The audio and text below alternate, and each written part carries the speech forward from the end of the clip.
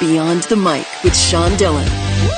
We're joined on the Starline by a correspondent, sports columnist, and one of only 2 writers who have earned sports writing's 3 highest honors: the Red Smith Award, the Pan America ESPN Lifetime Achievement Award for literary sports writing, and the Dan Jenkins Medal for excellence in sports writing. Author of My Home Team, the Titan from Illinois Wesleyan University, we welcome Dave Kindred. Hello, Sean. Thank you for having me. I appreciate it. Dave, let's go beyond the mic. You were paid very well to cover Muhammad Ali, the Olympics, and starting with the 1964 World Series. You retired and started covering the Lady Potters, the Morton High School women's team for Milk Duds. In which way does covering this team give you greater satisfaction than covering a World Series? My time at the top of the sports writing food chain, I was a dispassionate, unbiased performer. You know, I needed to be, I thought, removed from the action. I was unbiased. I didn't care who won. I rooted for a story. With the girls, it was much different. With the girls, you know, it was not big time. It was not millions of dollars at stake. It was girls playing because they came to the game with the same passion, the same commitment to be good, the same ambition to succeed. It was just so much more relaxed, I think. And it was fun to see that at bottom, it's the same game. At bottom, it's the same game. It's people trying to be better than they can be, people trying to reach places that they didn't know they could get to, but you still see it when they're 16 or 17 years old.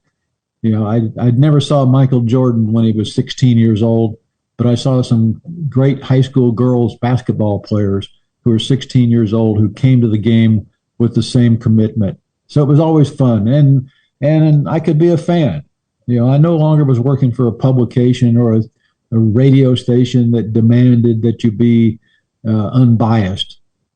It was not so much that I was a homer or rooted for them, but certainly it was more fun when they won, and I reflected that. You separated your story into your own origins, your rebirth of writing for the Potters, and your life without your late wife. Each of these moments have special meanings to you. When you wrote this book, what lesson did you want to pass on?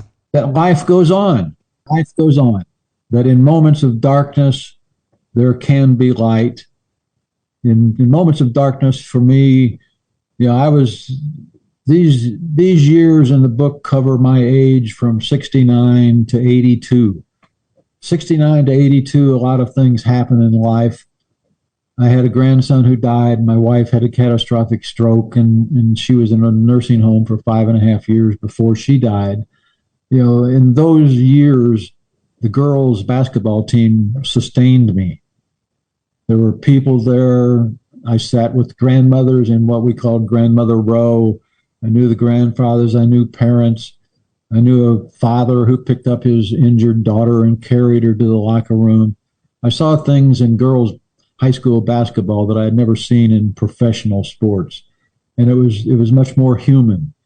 And what I hope people would take from this book is that even in the darkness, there is light.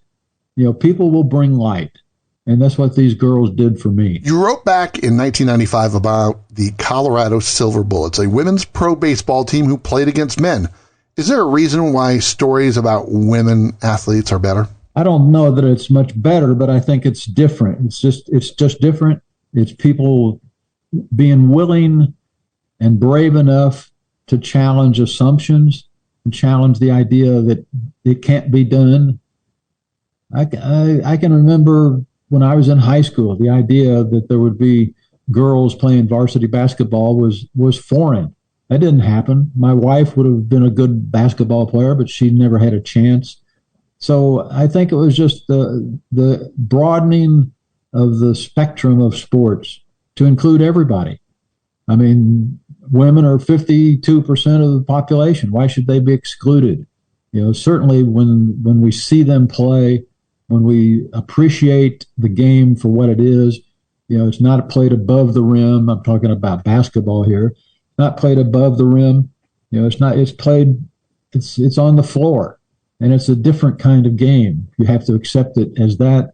when you see that, and you see it in baseball, Colorado Silver Bullets, I enjoyed that because they're playing a game with which they're not familiar. But it was always fun to see people trying to expand the boundaries of possibility. And that's what girls' high school basketball has done for me. Certainly what the Colorado Silver Bullets did for me also. Now, how many Milk Duds have you consumed in your life? Actually, great question. Actually, I figured that up one time, because I've covered about 400 games. And if you figure the number of calories in a box of Milk Duds, I probably have gained like 500 pounds in 12 years writing about the girls' basketball. Your Rule 1A states when not writing, read. What's the last book you read? The last book I reread recently for the third or fourth time is called A Single Pebble. It's time for One Big Question with Dave Kindred, author of My Home Team, Beyond the Mic. Dave, after your wife fell ill with a stroke, you didn't know if you'd ever return to see another Lady Potters game. Linda Bisping said, quote, "You will be. You can't quit living," unquote. How important were the Potters and these players to your life? Absolutely vital to my life. I thought that writing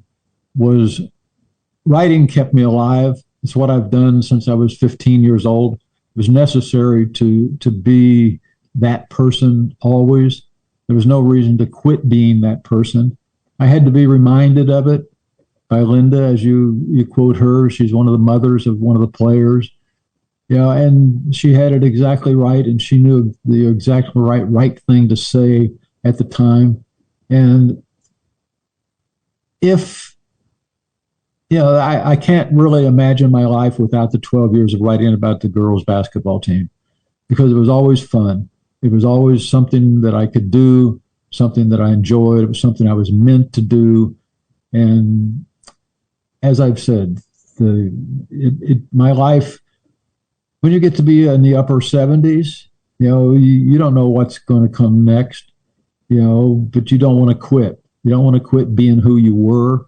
And I think these girls, their mothers, the families, the coaches, all of them reminded me of who I was and who I wanted to be, and made it possible for me to be that person even to this moment. He's gained enough calories to gain 500 pounds due to Milk Duds. Enjoyed every moment watching the Potters basketball team and wants you to read My Home Team. Dave Kindred, thanks for taking the time to talk with us today. Well, I appreciate you having me on, because, it's sometimes people think that girls' high school basketball is the lowest of the venues, but it's not. It may have saved my life. And that, my friends, is a Beyond the Mic shortcut.